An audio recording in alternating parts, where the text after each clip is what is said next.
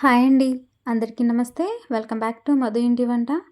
ఈరోజు మన వీడియోలో ఎంతో టేస్టీగా ఉండే స్వీట్ షాప్ స్టైల్ బెల్లం గవ్వలని ఎలా ప్రిపేర్ చేసుకోవాలో చూసేద్దామండి. ఇక్కడ చూపిస్తున్నట్లుగా బెల్లం గవ్వలనేవి చాలా పర్ఫెక్ట్‌గా మంచి స్ట్రక్చర్‌తో వస్తాయండి. మరి మీ దగ్గర గవ్వలు చేసే చెక్క లేకపోయినా సరే మన ఇంట్లో ఉన్న వస్తువులతోనే ఈజీగా క్రంచీగా ఈ బెల్లం గవ్వలని ఎలా ప్రిపేర్ చేసుకోవాలో నేను మీకు చూపిస్తానండి. మీరు ఫస్ట్ టైం ప్రిపేర్ చేసినా చాలా పర్ఫెక్ట్‌గా వస్తాయండి. మరి ఆలస్యం చేయకుండా వీడియోలోకైతే వెళ్ళిపోదాం. ముందుగా ఒక గిన్నె తీసుకొని 2 కప్పుల వరకు ఇక్కడ మైదా పిండిని నేను తీసుకుంటున్నానండి. ఈ 2 కప్పుల మైదాలోకి 2 స్పూన్స్ వరకు నేను సూజీ రవ్వని, ఉప్మా రవ్వని వేశాను. అలాగే చిటికెడు వంట సోడా, చిటికెడు సాల్ట్ కూడా వేసుకోండి. ఇక్కడ నేను చూపిస్తున్న క్వాంటిటీలో మాత్రమే సాల్ట్ వేయండి, ఎక్కువ వేయద్దు. అలాగే కొంచెం ఒక స్పూన్ వరకు గీ వేయండి. ఇలా నెయ్యి వేయడం వల్ల గవ్వలు చాలా గుల్లగా వస్తాయండి. నెయ్యి కానీ లేదా ఒక టేబుల్ స్పూన్ డాల్డాను కానీ వేయండి. ఇవన్నీ కూడా బాగా మిక్స్ అయ్యేటట్లు ఇలా చేత్తో ఉండలు లేకుండా బాగా కలుపుకోండి. పిండి బాగా మిక్స్ అయిన తర్వాత వాటర్ని ఇలాగా కొంచెం కొంచెం యాడ్ చేస్తూ కలపండి. వాటర్ని ఎక్కువ ఒకేసారి వేయొద్దు, పిండి బాగా లూజ్ అయిపోతుంది. కాబట్టి ఇలా కొంచెం కొంచెంగా వాటర్ వేస్తూ మీరు చేతితో కలుపుకోండి.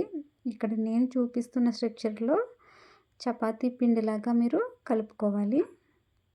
పిండినంతా కూడా బాగా నేను చేతితో ప్రెస్ చేస్తూ కలుపుతున్నాను కదండి. ఇలా ఉండలు లేకుండా బాగా మెత్తగా ప్రెస్ చేస్తూ కలుపుకోవాలి. అప్పుడు పిండి చాలా స్మూత్గా తయారవుతుంది. ఇప్పుడు నేను చూపిస్తున్నట్లుగా ఇలా చపాతీ పిండి మాదిరిగా పిండి అనేది మనం కలుపుకొని 5 నిమిషాలు మనం పక్కన పెట్టేసుకుందామండి. ఇలా మూత పెట్టేసి ఒక 5 నిమిషాలు అలా పిండిని మెల్ట్ అవ్వనివ్వండి. 5 నిమిషాల తర్వాత మూత తీసి చూడండి. పిండి చాలా బాగా మెత్తగా స్మూత్గా మెల్ట్ అయి ఉంటుంది. ఇప్పుడు మనం దీన్ని చిన్ని బాల్స్ కింద చేసుకుందాము. ఇక్కడ నేను చూపిస్తున్నట్లుగా చిన్ని బాల్స్ కింద ప్రిపేర్ చేసుకోండి. ఇక్కడ నేను అన్నీ కూడా బాల్స్లా ప్రిపేర్ చేసుకున్నాను. ఇప్పుడు వీటిని గవ్వలుగా ప్రిపేర్ చేయడానికి మీ దగ్గర గవ్వల చెక్క ఉంటే ఆ చెక్క పైనే ప్రిపేర్ చేసుకోండి. ఒకవేళ చెక్క లేకపోతే ఇలా స్ట్రైనర్ మీద కానీ లేదా ఫోర్క్ మీద కానీ ప్రిపేర్ చేసుకోవచ్చు. ఇప్పుడు నేను స్ట్రైనర్ మీద ఇలా గవ్వలు చేశాను. చాలా పర్ఫెక్ట్గా వచ్చాయి. మీరు చూసారు కదా. నేను ఎప్పుడు ఇలా స్ట్రైనర్ మీదే గవ్వలు చేస్తానండి. ఇలా ఫోర్క్ మీద కూడా మీకు చూపిస్తున్నాను. ఫోర్క్ మీద కూడా చాలా బాగా గవ్వలు అనేవి వచ్చాయి కదా. ఇప్పుడు నేనైతే మొత్తం అన్నీ కూడా స్ట్రైనర్ మీద ఒక్కోటిగా మొత్తం గవ్వలన్నీ కూడా చేసి పెట్టేసుకున్నానండి. చాలా ఫాస్ట్గా ఈజీగా అయిపోతాయి స్ట్రైనర్ మీద చేసినా సరే. ఇలా గవ్వలన్నీ ప్రిపేర్ చేసేసుకుని నేను ఒక ప్లేట్లోకి అయితే తీసేసుకున్నాను. ఇప్పుడు మనం స్టవ్ వెలిగించుకొని ఒక ప్యాన్ పెట్టుకొని డీప్ ఫ్రైకి సరిపడా ఆయిల్ వేసుకోండి. ఆయిల్ బాగా హీట్ అయిన తర్వాత మనం ప్రిపేర్ చేసుకునే ఈ గవ్వల్ని ఒక్కొక్కటిగా ఆయిల్లో వేసేయండి. ఈ గవ్వల్ని ఆయిల్లో మరి నిండుగా వేసేయొద్దు, సరిపడా వేయండి. ఎందుకంటే ఇవి డీప్ ఫ్రై అవుతున్నప్పుడు కొంచెం ఉబ్బుతాయి, ప్లేస్ అనేది ఆక్యుపై చేస్తాయి. కాబట్టి కొంచెం తక్కువ వేసుకుంటేనే బాగా ఉబ్బుతాయండి గవ్వలు. ఇక్కడ చూడండి, గవ్వలు మనకి ముందు వేసినప్పుడు కంటే ఇప్పుడు కొంచెం ఉబ్బి సైజు కొంచెం పెద్దవిగా అయ్యాయి కదా. వీటిని మనం గోల్డ్ కలర్ వచ్చే వరకు ఇలా కలుపుకుంటూ ఫ్రై చేసుకోవాలి. గవ్వలన్నీ ఇలా ఫ్రై అయిన తర్వాత అవి గోల్డ్ కలర్లోకి మారాయి కదా. ఇప్పుడు మనం ఈ గవ్వలన్నిటిని ఒక ప్లేట్లోకి అయితే తీసి వేసేసుకుందామండి. ఇలా ప్లేట్లోకి తీసుకున్న తర్వాత నెక్స్ట్ బ్యాచ్ కూడా మనం వేసుకొని వేయించుకున్న తర్వాత అవన్నీ కూడా ఒక ప్లేట్లో వేసుకోవాలి.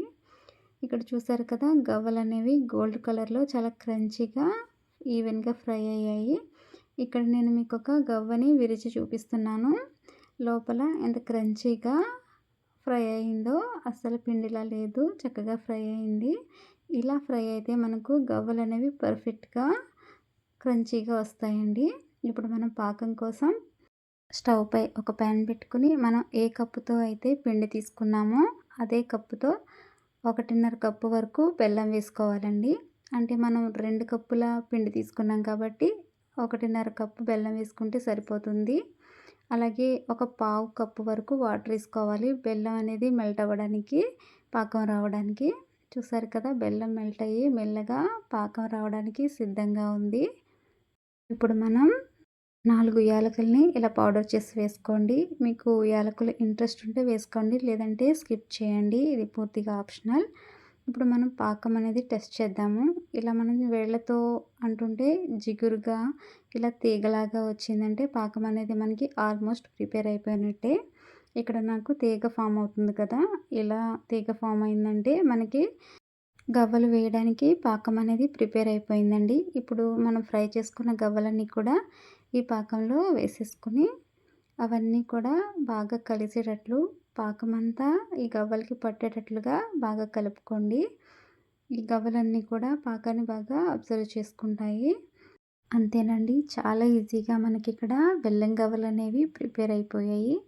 ఇప్పుడు మనం స్టవ్ ఆఫ్ చేసేసుకుందాం. స్టవ్ ఆఫ్ చేసేసి వాటిని కొంచెం చల్లారనివ్వండి. బెల్లం అంతా అబ్జర్వ్ చేసుకున్న తర్వాత మనం ఈ గవ్వలన్నీ కూడా ఒక ప్లేట్లోకి ట్రాన్స్ఫర్ చేసుకుందామండి.